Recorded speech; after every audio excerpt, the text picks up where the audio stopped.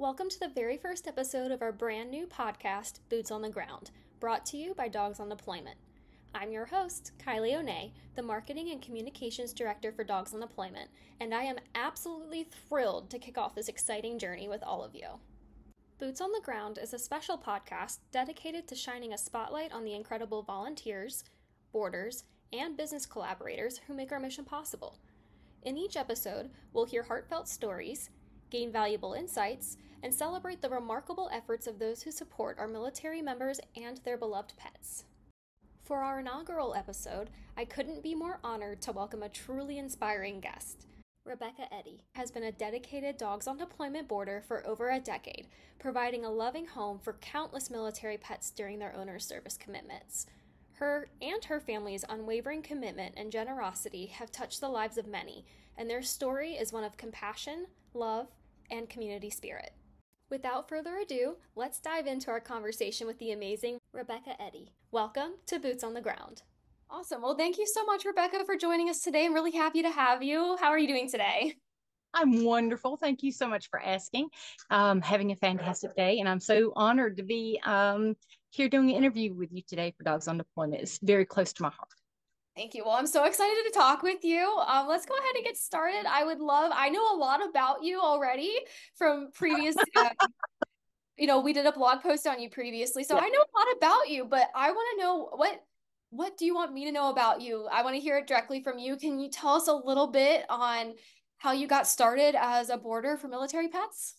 Sure. So in about 2010, 2011, I was searching with my heart for something to do that would help other people. At that time, we had just moved, and I needed something to occupy my time and also to help. We're a service family, a loving family, and came upon I believe it was a news article in our local paper about Dogs on Deployment and how the organization was trying to decrease the number of pets that service members had to relinquish or rehome based on an inability to find suitable, low cost, or free boarding for their pets while they were being deployed, PCSing, or things like that. My husband's family has a long lineage of current and past military members. My family, I don't have anyone in my generation or the generation before me, but we've been fighting the good fight for a very long time, since before, we were in the Revolutionary War. So we have a military background, but not personally ourselves. And my very best friend in high school is a Marine. And so I just knew that there had to be something with service members that we could do, because we owe our freedom and our safety and our security to those who selflessly, go out and put their lives on the line, who are here to protect us, protect our freedom, and help others. So when I saw the article, I've always been into animal rescue. I was with the Humane Society for a while. I have a background in dog training, dog behavior, grooming, things like that. Always have performed rescue. I've been the one that has helped the friends out, if they have a dog or cat that needs some help. So, and I'm very close to certain vets here in the area. So it was absolutely one of those perfect situations where I found out the information. I didn't know it was necessary, to be honest with you. It had never occurred to me. And at that point, it's like, yes, I'm going to go ahead and do this. So immediately I contacted Dogs on Deployment, who is on the West Coast. I'm on the East Coast. And at first I thought, well, there's nobody that's going to need anything. And lo and behold, it was not very long after I became a volunteer that we had our first boarders. Awesome. Well, can you tell me a little bit about that first boarding experience, that first pet that you have? Was it a dog? Was it a cat? What did that look like, and how did it go for you? Oh, absolutely. Well, they were Foo and Rasta, two very lovely smaller dogs, and their mom was PCSing to Hawaii. So she needed a caregiver or a boarder that would hold her dogs for 6 months for the rabies quarantine. And so we stepped in. We had a meeting with her. She was absolutely lovely. Her dogs fit in well with our home, and so we just took care of them for about 6 months. And while they were with us, we learned that they were going to be traveling via airplane. So we took time to get the dogs acclimated to being in the crates, and being comfortable in the crates. And we also got them acclimated to loud noise. That was my first experience. I had no idea how loud or how quiet a cargo hold was going to be. So we set the dogs up so that they would not be stressed when they got to their mom in Hawaii. I'm pleased to say that when they got to Hawaii, their mom said that they were asleep in their crates, had been unblemished by anything that had occurred, and they just sort of were ready to go as soon as they got back out. So that was a wonderful experience. Well, that's awesome. That's so cool that you were able to not just provide that temporary time for them, but also go above and beyond and really get them prepared for that journey. And, you know, Yeah. typically people go dogs on deployment, you just do deployments. And that's a wonderful example. Your first experience wasn't even a deployment. It was for PCS No. health. That is so cool. Thank you for doing that too. I'm sure that really helped that service member feel right at ease. I'm so glad the dogs did so well. That's awesome. So that was your first boarding experience. Yeah. I please remind me what the total's up to, because I have 35, but I don't think that's correct. No. What are we at now? I think last count, we're at about 48. Wow. Right so now. That was your first some experience. Of these have been, yeah. And we've had a lot of returns as well. So we've had a set of Great Danes who we love very much. And they have come back and forth, you know, just because mom was traveling or something like that through military. And so I currently have a husky and his sister who have been with us repeatedly. So sometimes on the dogs on deployment listing, it doesn't exactly show exactly how many we have. I'm sure it's just lack of communication from someone's part. It doesn't make any difference. Our home is open, so we're happy to take them. So 48 pets, that is an amazing number. You went from your first experience staying with dogs on deployment for over a decade, now up to 48 pets. That's amazing. Well, with those 48, what has been the most rewarding experience for you as a boarder, having boarded now 48 military pets? Yeah, that's a really difficult question to answer. I will tell you, in thinking, there are 3 rewards that are all equal but very dissimilar. The reunions are absolutely amazing. Most of the time, the dogs, I've had dogs that literally sense their parent traveling toward the house. Their behavior changes. Crazy. It's amazing. And it's ones that had always been so calm, cool, and collected. And I know that the pet parent is coming. I make nothing. I just know that they're coming or what time they're supposed to be here. And the animal begins to search the front door, begins to pace. There is a connection. I don't care what anyone else says. I am convinced. I have seen it repeatedly. We've gone from there. So to the Great Dane that I mentioned before, it was a pair of them, sisters, and the oldest was very attached to mom. And so when mom came in, youngest sister just went bananas. I mean, she was just crawled all over mama. She thought it was the greatest thing. The oldest gave mama a cold shoulder, and it was amazing to see. Like, I'm mad at you. You laughed. Exactly. The oldest one was going, Mama, I cannot believe you left me here. I had a great time, but I can't believe you left me here. How dare you go back up?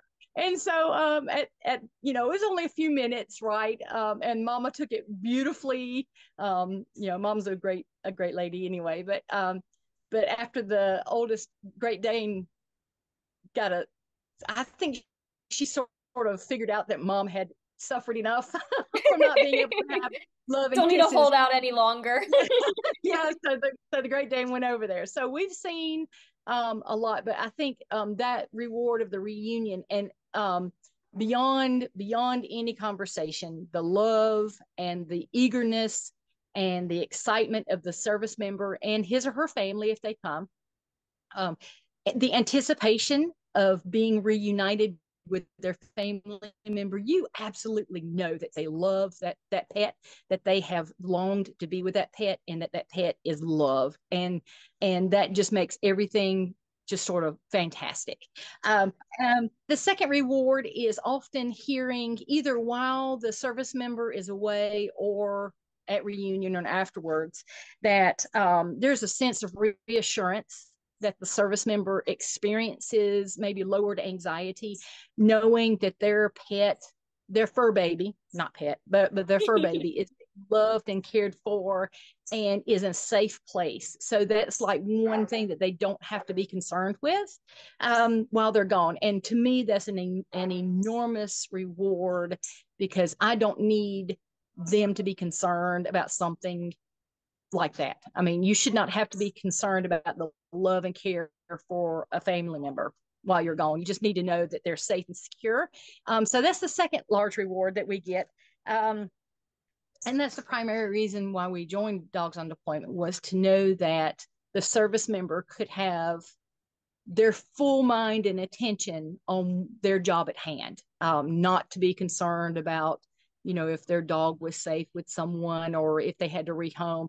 Knowing that the service member comes back to the love of that fur baby, who is quite definitely a family member, is well worth it.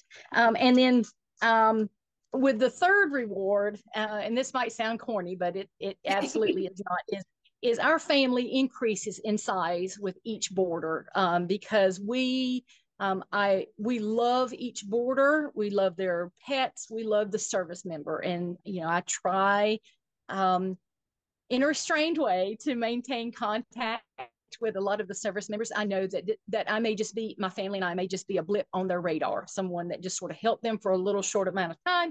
And, you know, we're never another thought. But without a doubt, I can tell you that we think and extend love to everyone that we have helped, that we have served, that we have met through this. We continue to think about the fur babies that we have had in our care, and they remain important to us. Well, I don't want to speak on behalf those are the rewards. Well, and I don't want to speak on the behalf of the service members and put them in the words in their mouth, but I would say it's safe to say that I would venture to feel that they probably feel that from you for sure, because you have repeat boarders. If that experience and those feelings weren't being reciprocated, I'm sure they would find somebody else, but you have those boarders coming back to you. So thank you so much for continuing to extend that open hand and help those service members, because I would imagine that if they're using you again, that they feel very highly and greatly appreciate the love that you're giving their pets. I hope so. I'd like to think so. So now that you have boarded not one, not two, but 48 military pets, with some that are repeats. Big number, isn't it? It's a big number, but it's amazing. It's fantastic. And I want to keep emphasizing it because, you know, there's so many people out there that are hesitant to even take on one. But once you do the one, I mean, I'm not saying that every boarder has to go up to 48 by any means. You've been doing it for a long time, but I feel it's really important and noteworthy to really showcase how dedicated and how much you care about these military pets, and I do. share that, you know, and their families. Exactly. That, you know, if you can do 48, there's definitely opportunities for others to take on one. So that being said, for those that are thinking about possibly taking on a military pet, what advice would you give to someone who might be interested in taking on and boarding a military pet for a service member? First, imagine that the fur baby is, that you are in the place of the service member, and their fur baby is their family member. Obviously, we know this for true. Imagine being in their situation. Their job is requiring them to be away from home, and those that they love. Obviously, they love their fur babies. Imagine how you would like to be treated. Would you want videos and photos? Would you want to have a text every once in a while and say, yes, you know, your dog is doing great, or we went on this adventure today? And so we utilize Google Drive to share photos, videos, you know, notes and things like that for the service member, so that I'm not inundating them with texts saying, yes, your dog was cute today or something like that. It's something that they can go back to. And of course, every animal was cute on every day. Of course, always. At least multiple times. So we utilize that to make sure that the service member can go back. You know, they get lonely. And it's always nice to have an extra little photo or video or something to remind you of home. And to be honest, the second part is to be honest with the service members. Don't promise something that you can't 100% ensure that you can provide. If you're not going to have time and you're going to have to crate the dog while you're at work, no shame on that. There's, I mean, a lot of these animals, service member pets are crated a lot during the day or in the yard. Don't promise anything that you cannot deliver. I think it helps two ways. Number one, you would not have the sense of angst and not being able to live up to a standard that you had promised. And two, the service member will further trust you in knowing that, yes, there's a problem, or no, there's not a problem, or at least share what's going on. Just take it easy. You're just adding an extra mouth. It's no cost to you often. There are some service members, that do have a little bit of difficulty. And so, do what you're comfortable with. If you would prefer to have a cat to begin with, then by all means, board a cat. If you're comfortable in finding out, what another breed is like, say the Husky or Great Dane, and you think, well, I don't know if I'm ready for that breed of dog, try it out. Seriously, try to help a service member and their pet at the same time. And you, in experiencing what that breed has or what the tendencies are for that. So, but just be relaxed and be honest. I think those are the two best things, and go into it with a caring heart. Awesome. Well, thank you so much for touching on that, because that's definitely something from Dogs on Deployment standpoint that we really want to emphasize, is both from the boarder's perspective, but also from the service member. Please feel free to practice open communication. You have complete control over what animal you take and then who takes your animal. So if you have a large breed and you really want them to go to a yard and someone reaches out that doesn't have a yard, it's totally okay to say, I really appreciate the offer, but Fido really needs a fenced-in yard that's at least 6 foot because he's a jumper. Like, it's totally okay. So thank you so much for touching on that. Yeah, you definitely don't want to take on more than you can handle, and you want to make sure that everyone's comfortable, so that way you have the best boarding experience all the way around, and maybe even work your way up to 48 military pets. I don't know. I think my family is one of those unique ones that we just sort of go gung ho on things, but we try. No, absolutely. It's the best way to be, for sure. And we appreciate it. And so do the service members. And that being said, by boarding through Dogs on Deployment, you have not only helped service members, but you have actually played a really cool part in boarding pets through your homeschool curriculum for your children. So that being said, would you mind sharing a little bit with us how you incorporated those experiences of boarding pets for service members into your homeschooling curriculum for your children? And being a boarder or volunteer through Dogs on Deployment gives my kids an opportunity to expand their horizons, so they get to understand how to help, how to serve, how to be okay with challenges that they may experience, either with a dog that doesn't want to go for a walk at a particular time, or how we communicate with the service members to make sure that they are in touch still with their pet. We work on scheduling, responsibility, time management, and also lowering anxiety. So those are big things that we work on every day with our Dogs on Deployment boarders. Well, you mentioned that communication is one of those things that you work on with your homeschooling curriculum.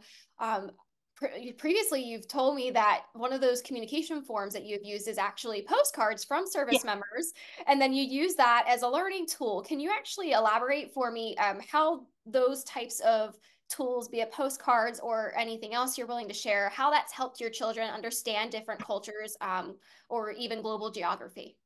Sure. So when the service member leaves, or during our regular communication with them, I'll mention that it would be lovely to get a postcard. We never ask where they're going. That's none of our business. Our business is their pet. And so we're often very surprised and very pleased to receive envelopes in the mail filled with postcards. So we've gotten them from almost all over the world. The most recently was Thailand and Myanmar. I believe the service member had traveled, while on vacation, say away, away from work or something like that, to those locations. And it was just amazing to see the postcards and what that local area is known for. So we take the postcards. We look on a map or on the globe on Google Earth to find out where this actual location is. Often it's a tourist location, a shrine, a garden, or something such as that. So we look at what that particular location has to offer. Why is it important to the community? Is there a particular geographic or political reason that item or that location exists? Is it close to the border? Is it protecting a resource? Is it someplace that people have been traveling to thousands of years, obviously in the Eastern Europe, where they have been traveling because of some significance? Maybe someone has a political or religious reason for being there. So we use those and we go into depths as much as we can, and finding out about the people, the culture. If there's a place here locally, we're fortunate to live in the upstate of South Carolina, so there are a lot of ethnic and cultural events and groceries and restaurants. So we try to visit some of those locations as well and partake of the food that maybe our service member ate while on vacation or away from work or while working. So we try to incorporate what the service member has experienced and use that as part of our curriculum. That's awesome. That's so cool. Do you have a favorite food that you've gone and tried that maybe you Ooh, hadn't? Thai. All of the kids like Thai food, and I can't get them to eat anything but any spice anytime else. But they'll do it if a service member sends a postcard. Which I absolutely love and appreciate, because the service member through the postcards is expanding our kids and our families experience in life, and we're including other cultures that we would never have been aware of or even thought to participate in the past. So yeah, the service member is helping us as well. That's awesome. I know previously you mentioned you went through a list of a couple of different things that are incorporated into the curriculum as far as the boarding pet experience. So that being said, you mentioned something about anxiety earlier. Yeah. Witnessing pets overcome behavioral problems, I take it, then has probably been a very important aspect for your family. How do you turn those observations of the behavioral things that the pet is going through into learning moments for your children? Okay. So in full disclosure, my children are all either intellectually, cognitively, or behaviorally challenged. My children are classified as disabled. I think they're uniquely able. So we have things that we work on. Anxiety is one thing. Patience is another thing that we work on often. However, it is my personal opinion that everyone should work on anxiety and patience. We could all use a little bit of help. Absolutely. So with challenging behaviors, I'll just go through that.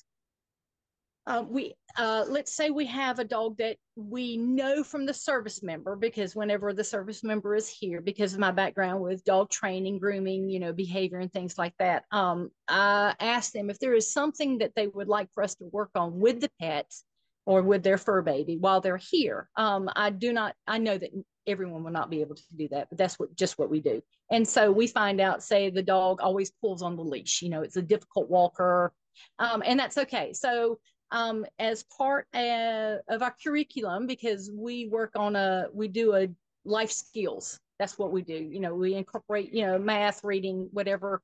But my kids need help with anxiety and time management and scheduling and things like that. So we come up with a plan on how we're going to help the boarder improve on the thing that the service member wants them to improve on. And leash pulling is one of those things that's very, very common, obviously.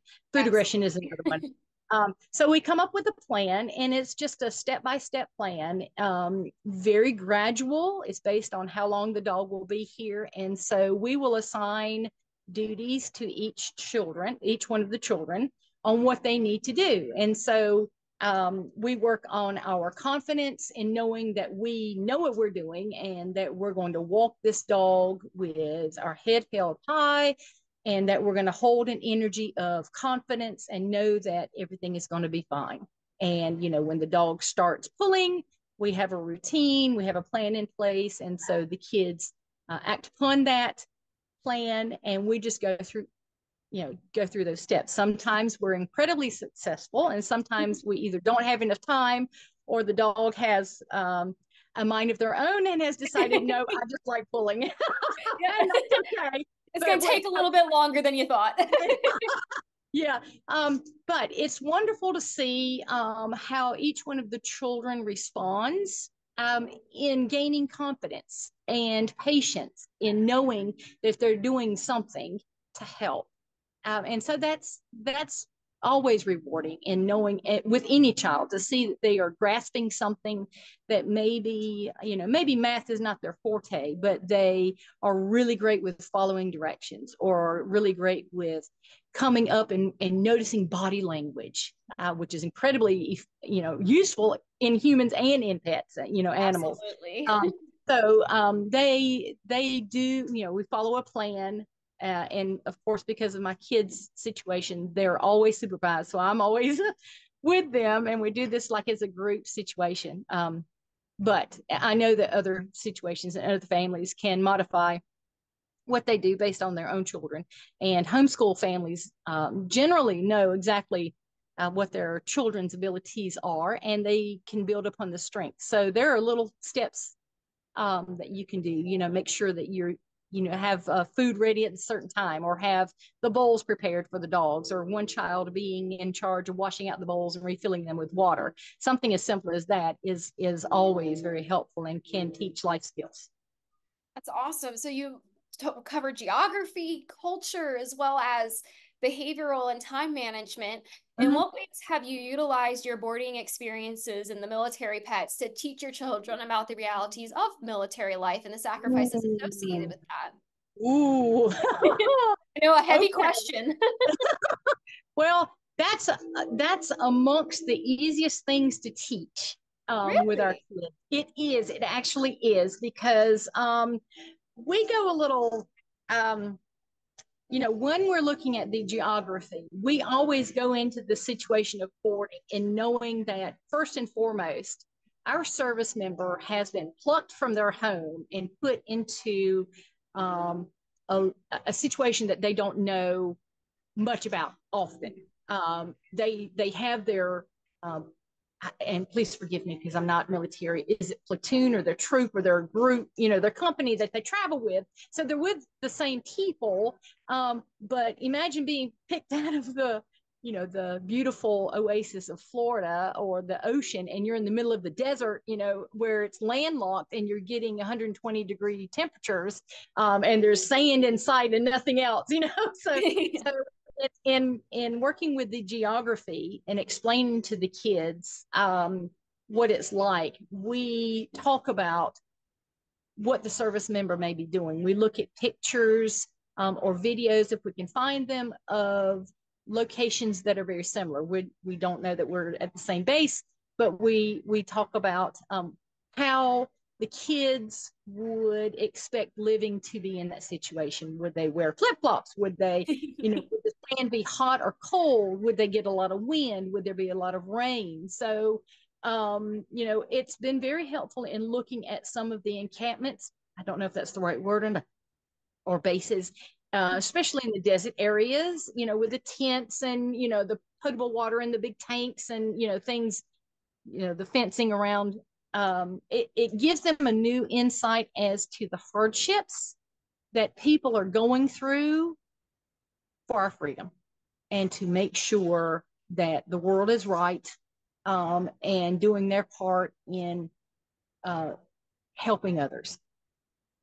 That's wonderful. So you have all of this boarding experience, you have all of this experience with implementing boarding and taking care of military pets into your homeschooling curriculum. What advice would you give another homeschooling family they might be considering taking on a volunteer dogs on deployment, boarding a military pet, and how would you recommend um, implementing that into their homeschooling curriculum? How would they prepare for those unique experiences that bringing on a pet will come? Okay. Well, first and foremost, jump into it with both feet. Absolutely. Don't think about it. If you have the room, a service member needs help. Obviously, that goes without question. I'm on the, like I said earlier, I'm on the East Coast. And when Dogs on Deployment began, it was primarily a West Coast situation. So I think that's how I've been able to have as many pets, boarding with us, is that there really was not a resource here on the East Coast. It's growing. I would absolutely love to see it grow more and greater. There's always a need. So it would be really nice to have more East Coast people. Please, please, please consider it. But just think: is there something in you that says you need to help? You get unconditional love from the pet. You're going to get appreciation from the service member. You're doing something great for a person. And it's, for the most part, it's relatively inexpensive. Like I said, there are some service members who need some assistance, and I have no problems with that. But if you have clear communication at the beginning and say, how would you like to have the food shipped? How would you like to have the litter? Do you want to reimburse us? Do you want us to take care of it? Do you want to pay, do you want to ship it in? As long as you're very clear in your communications at the beginning, I think everything will be fine. Of course, there's going to be hiccup. There's going to be, a dog that gets sick. There's going to be a broken toenail, or, something, or a litter that the cat doesn't like. And so he, marks someplace in your house. That's okay. That's going to happen even with your own pet. So don't think of it as something that you're losing. And I think that's what a lot of people are concerned with dogs on deployment. When I speak to people, they often comment, "Oh, it must be so terrible when the pet goes back home, when the fur baby goes back home." Oh, absolutely not. Absolutely not. Because once you see that service member's face light up with reunion with their family member, you forget about it. You just know, you hold that in your heart, you hold that in your brain, and you go, okay, that pet is back where he or she belongs and wants to be. Yep, you've been there for 6 months, 2 years, whatever it is, to help, but just know that you've done the right thing. And one piece of advice that I would give is, especially if you have children at home, and maybe even for yourself, is we've framed our boarding as we don't count down the days until we no longer have the fur baby. We count the days until the fur baby is reunited with his service member. So we look at it like as a birthday or as a vacation. You're always very excited about having, your birth.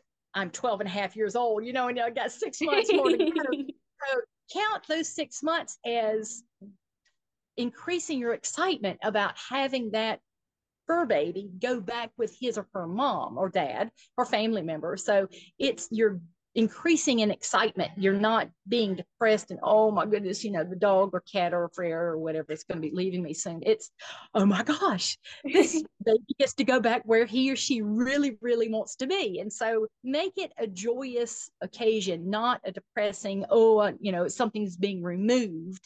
Just know that a part of your heart is here with this fur baby for right now, and then it's going to go to mom or dad and be supplemented and back where the baby wants to be, because that's ultimately true statement that the baby does, the fur baby does want to be back with mom and dad, regardless of how well they adjust when you're there. They always want to go back with their parents. Absolutely. Well, and if it takes that one experience, you can, like you build a relationship with that service member and that pet, and you never know, it very well might not be the last time that you actually take them on for a boarding. Absolutely. Service commitments, they change, things happen. So who knows, that service member, they came back from a deployment, but they might have a training exercise they have to go to for a weekend. Well, guess what? Guess who's the first person they're going to call is going to be you. That's do. And we've had that, repeated times. And every time the dog, the fur baby, the pet is, yeah, I can say without hesitation, every one of them has been incredibly excited to see me again. We have the husky, and he woo-wooed at me across the parking lot at Buc-ee's in South Carolina when he first saw me, and his sister, was dragging Dad across the driveway, and he's a big guy, so she had to be incredibly powerful. They saw me, they welcomed me, they thought it was a great thing. They hopped in the car, and it's like, okay, let's go back on our next adventure, because that's what we try to make it, an adventure, something fun, keep them occupied, love them hard, love them often while they're in your care, and just be a surrogate for their parent whom that they love. And just because you're including yourself in their life, you're improving the animal's life as well. That's awesome. Thank you so much for taking the time to talk with me today. Before we wrap up, I just wanted to give the opportunity. Is there any other tidbits as a boarder, a boarder with a homeschool curriculum, anything else that you want to share with, be it other boarders, service members, or alike? Okay. So, with the homeschool community, I have found that a lot of them know what's best, like I have said before, with their kids. What I would like to add is, if you are going to become a boarder or are a boarder, the thing that has helped me the most is you must be confident in what you're doing. Okay. Confident that you can love and care for an animal, confident that if a situation arises, you can certainly take care of it. I think most adults, even considering dogs on deployment, would be able to answer affirmative to those two things. So we've taken it further. There are two bits that I would like to suggest to anyone who is going to be a boarder, or at least thinking about it, is number one, make sure that you have the space or the time or the love. Just have a yearning to help. This is a great way. Again, I've said, you can look into different breeds, and you might find out that the breed is just not for you. You'll love the pet while he's there, the fur baby while he's there, but it's not for you for long term, and that's okay.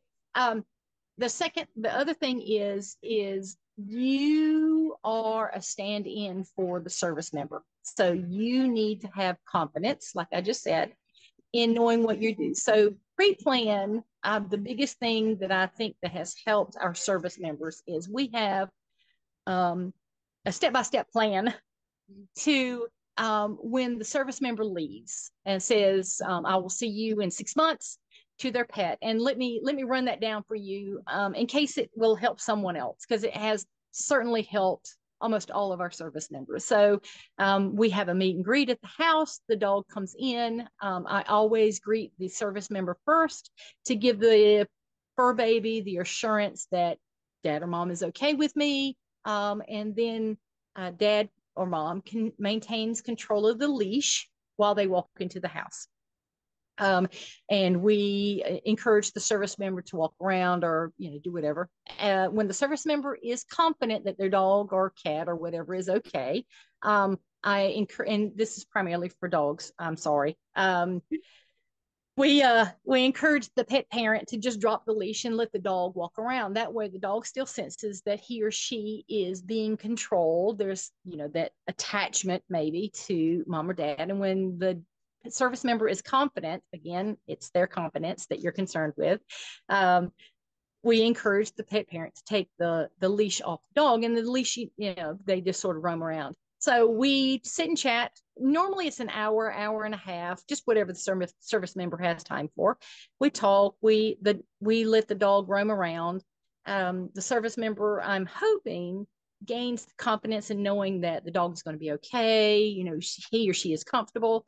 And then when it's time to leave, we bring all the dogs, or all the items in for the pet. At that time, I tell the service member that what we're going to do is the following. Our house is built so that our kitchen has doors. And so I say, tell them where the restroom is and say, this is what we're going to do. I'm going to go into the kitchen and we're going to shut the door, and you are welcome to have your private time with your pet. No judgment, do what you need to do. go excuse yourself in the restroom if you need to, freshen up or whatever, and then come and knock on the door in the kitchen. At that time, we'll have a few more moments of, everything is fine. Then we will bring the dog to a different area. A lot of times it's on the back porch, which is where I am right now. And we will begin to play with the animal while the service member stays inside. And then the service member, whenever he or she is ready, will leave the house through the front door. That solves a lot of situations. I don't have a dog that rushes the front door every time the door's open, thinking mom or dad is going to be on the other side. That has really helped with situations of that nature, especially with dogs that we know are escape artists. The second is you're giving privacy and sanctity and honor to the service member being able to say, I'll see you in a little bit. We all know service members do not like showing their emotions. A lot of adults do not, but we know that they're stoic. And they need to have time to say, I'll see you, you're going to be okay here. And then it gives the pet the knowledge of knowing, oh, okay, this is a fun place. I can be safe. I'm safe. Dad's not here. Mom's not here. And so it avoids the constant back and forth to the front door or whatever the exit is. It gives the dog the beginning of playtime. And we generally keep their first 3 days very structured with play, a lot of walking, a lot of activities to keep their brain involved and invigorated so that they don't get into the anxiety of, okay, this is not my home. I don't know what to do here. So go into it with, know that you can help. You are definitely going to help. It doesn't make any difference. And then have a plan. Be confident in what you're doing. Do what works best for your family, but also give the service member some time and space to say goodbye or see you later. It's not goodbye. It's always see you later. Yeah, see you later. Well, absolutely. Well, and thank you so much for going over that. It's wonderful to hear all of the experiences that you've had, and I really appreciate you taking the time to sit down and talk with me today and share that with others and hopefully inspire them to all the different ways that they can get involved with boarding military pets through Dogs on Deployment. So thank you so much, Rebecca. Absolutely. It's been my absolute honor and privilege to work with Dogs on Deployment, and it's a continued journey that we plan on continuing for quite some time. But it's always an honor to help a service member, and in any way that I can help anyone, Dogs on Deployment oriented organization, anyone who's considering boarding, I am here and available. Well, thank you so much. And hey, at the rate we're going, maybe we can break over 100 military boarded pets in the next decade. Maybe. That would be good. That would be good. But it would even be better if we had more boarders who would journey into this, because there's definitely a need. Absolutely. Awesome. Thank you so much for interviewing me. I appreciate it, and I've enjoyed the time. Thank you so much. Thank you so much. I really enjoy speaking with you, Rebecca. I really appreciate it. Thank you. Hey there, it's Elisa Johnson, president of Dogs on Deployment. As a veteran and a pet owner, I know firsthand the challenges military members face, especially when it comes to pet ownership during deployment, training, or PCS moves overseas. That's why I created Dogs on Deployment. We are the only free-to-use, nationwide online network of volunteer pet boarders willing to care for military member pets during their service commitments. We have one goal: to prevent unnecessary pet relinquishment by service members due to their service commitments. No military member should have to give up their beloved pet when duty calls. But we have one problem. We need you in order to help us achieve mission success. If you support the troops and love animals, you can sign up to volunteer to board one of our pets in need or make a donation online to support our Hero Pet Boarding Network. Don't wait. Visit dogsondeployment.org to get started. And don't forget to follow us on social media too. And hey, just because we're called Dogs on Deployment doesn't mean we don't help cats too. I've got dogs, cats, and even chickens, and through our network, we've helped every type of pet. So don't wait. Visit dogsondeployment.org today to support your troops and their pets.